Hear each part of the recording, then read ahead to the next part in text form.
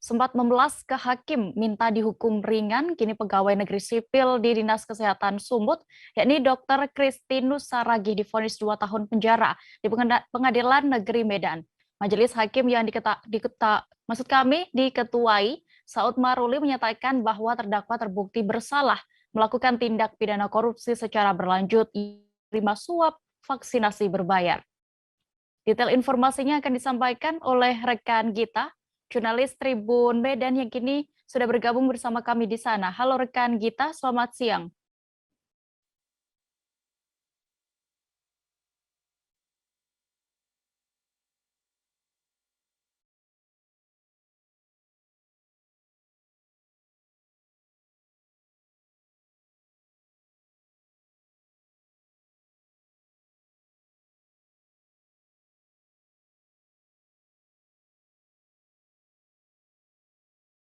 Halo Gita, selamat siang.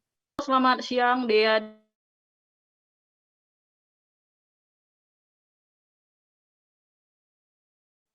Ini yang juga diadili.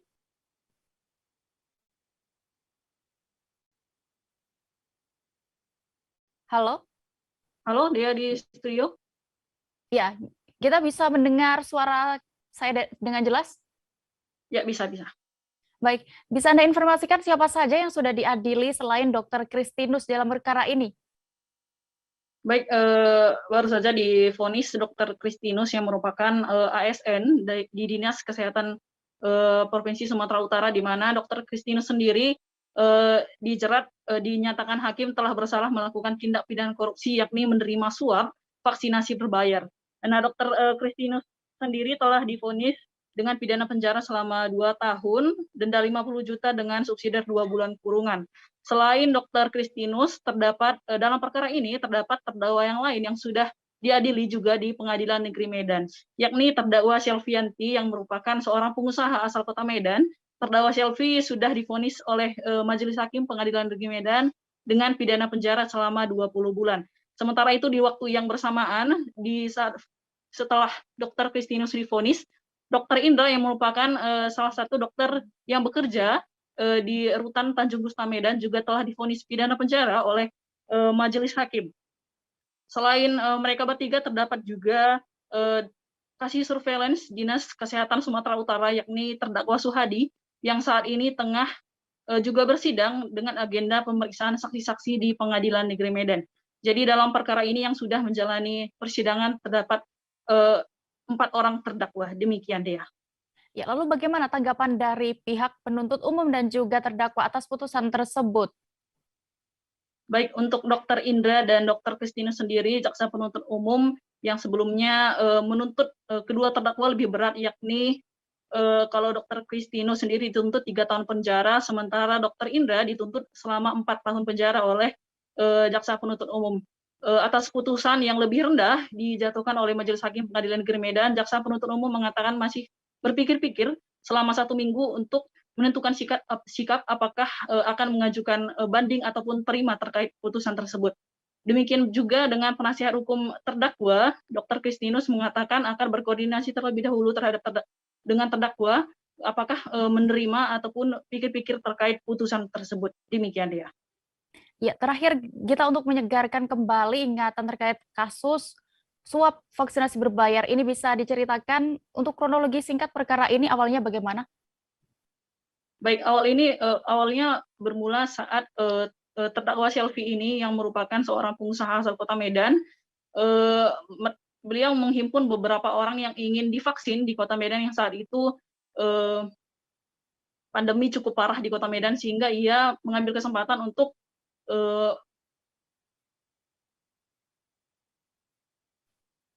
berbayar. Lalu setelah dia mengumpulkan orang, beberapa puluh orang, dia kemudian menelpon Dr. Kristinus dan meminta bantuan kepada dokter untuk menyediakan vaksin. Dr. Kristinus sendiri memperoleh vaksin tersebut dari sisa vaksin yang ia peroleh selama ini dari Dinas Kesehatan Provinsi Sumatera Utara. Namun ketika Dr. Kristinus sudah kehabisan vaksin, ia kemudian menyuruh Selvi untuk meminta tolong kepada Dr. Kristinus, sehingga Dr. Kristinus ini pun mengajukan beberapa permohonan vaksin dengan membawa nama dari Kementerian Hukum dan HAM, dari Rutan Tanjung Gustam maupun Lapas, yang memperoleh vaksin tersebut dari terdakwa Suhadi tanpa dilengkapi dengan surat-surat ataupun administrasi sebagaimana mestinya untuk memperoleh vaksin. Lalu mereka pun melakukan vaksinasi di sejumlah tempat yang ada di Kota Medan, dan di persidangan juga terungkap bahwa ternyata Dr. Indra juga melakukan vaksinasi berbayar di Jakarta dari orang-orang yang dihimpun oleh terdakwa Selvi sendiri. Demikian.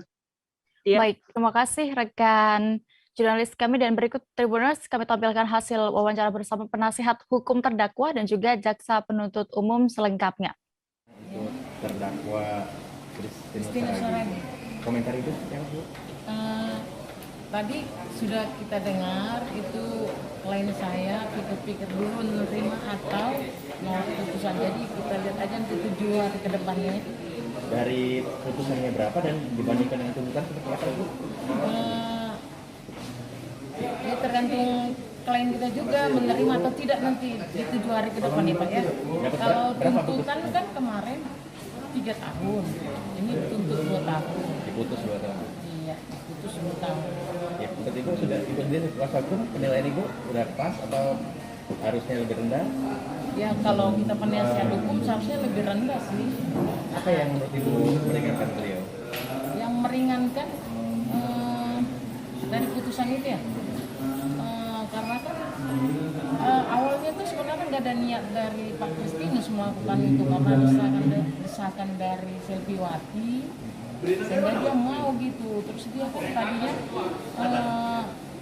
ini juga ada niat percepatan, karena kan masyarakat itu sebelumnya kan tidak tahu jadwal-jadwalnya, jadi ada yang minta, jadi ya sambil-sambilannya Pak Christinus ya udah dilakukan begitu.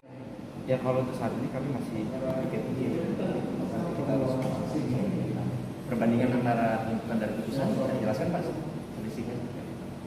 Masih 2/3 dari tuntutan kami, 2/3 lebih ringan dari tuntutan kami. Tuntutannya berapa? Dan kayak Dr. Indra Irawan kami menuntut 4 tahun, sudah tahun. Dr. Christinus kami menuntut 3 tahun, terus 2 tahun. Pak, di masa pikir-pikir ini apakah tidak akan menjadi pertimbangan jika kuasa hukum di ASN di pemerintahan adalah jika hukumannya itu di atas 2,5 tahun maka dia akan diberhentikan, dan kemudian jika tidak maka dia akan kembali menjadi ASN. Apakah itu nanti di dalam rencana pikir-pikir apakah banding atau tidak, apakah poin itu akan Bapak sampaikan kepada majelis hakim berikutnya? Tidak Pak, kalau masalah dia diberhentikan atau tidak itu tentang kami hanya mengukur saja sesuai dengan perbuatannya. Itu masalah administrasi mereka. Menurut Bapak sudah pas 2 tahun 8 bulan atau 2 tahun bagi 2 dakwa ini? Kami masih pikir-pikir Pak. Nanti kami pertimbangkan lagi. Tadi kan disampaikan hakim juga bahwa salah satunya Dr. Indra juga sudah pernah ini, dan kemudian tidak tahu Pak, ada di hukum menyebut di luar bahwa korupsi di masa pandemi ini adalah kejahatan kemanusiaan. Apakah itu juga nanti menjadi bahan Bapak mendorong agar putusannya menjadi berat? Ini kan perkaranya suap. Perkara suap. Korupsi ya? Ya korupsi. Dalam hal menerima uang. Tapi kan di masa pandemi Pak ini yang dipermainkan juga, yang dipermainkan juga adalah vaksin Pak. Sebenarnya vaksinnya memang semua orang berhak divaksin. Cuma ini masalahnya dia menerima uang untuk pelaksanaan vaksin. Vaksin yang gratis kemudian mereka terima uang atau katakanlah dibayar itu ya, tidak menjadi sesuatu yang berat bagi ya ini juga ya kita kan hanya karena ancaman maksimalnya 5 tahun. Itu aja.